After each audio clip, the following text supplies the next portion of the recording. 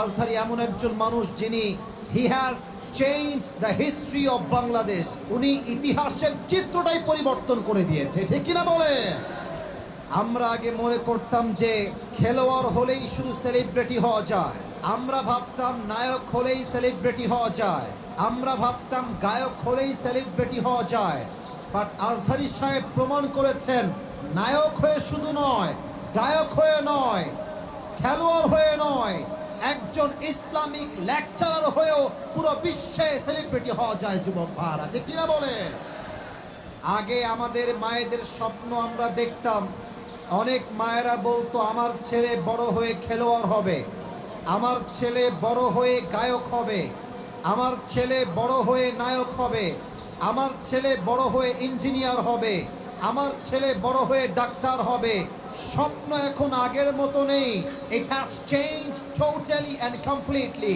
এখন লক্ষ কোটি মায়ের স্বপ্ন আমার ছেলে আজহারির মতো ইসলামিক স্কলার হবে। যুবক ভাইরা, লুৎফর রহমান সাহেব যিনি মারা গিয়েছেন, আল্লাহ ওনাকে জান্নাতের উঁচু মাকাম নসিব করে দিক।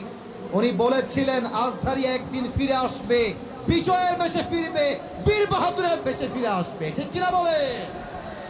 আর আমি প্রত্যেকটা যুবকদেরকে এই কথা বলতে চাই, তোমরা মাথায় রাখবা, কোনো দল মত দেখে হুজুরকে ভালোবাসা যাবে না।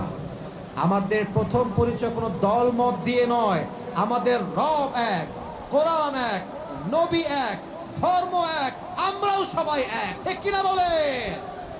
আমাদের পাশের দেশ ভারত বলতে আমি খুব লজ্জা পাচ্ছি আমার রংপুরের ভাইরা, যদিও তারা আমাদের প্রতিবেশী, তবে আমি স্পষ্ট ভাষায় বলছি এই দেশের সবচেয়ে বড় শত্রু দেশের নাম হচ্ছে ভারত। রংপুরের ভাইরা, আজহারি সাহেব বলেছেন আজকের মাহফিলে ভারতদেরকে উদ্দেশ্য করে যে তোমরা নিজের চরকায় তেল দাও, আমাদের দেশ নিয়ে তোমাদেরকে ভাবতে হবে না। আর আমাদের দেশ নিয়ে ভারতরা একটা মিথ্যা নিউজ ছড়াচ্ছে যে আমরা নাকি সাম্প্রদায়িক দাঙ্গা লাগাচ্ছি, আমরা নাকি দেশটাকে অস্থিতিশীল করতে চাচ্ছি। আর আমি স্পষ্ট ভাষায় বলছি, পুরো বিশ্বে যত মিডিয়া মিথ্যা নিউজ প্রচার করে তার মাঝে ভারত হচ্ছে টপ লেভেলের, এক নম্বরে আছে রংপুরের।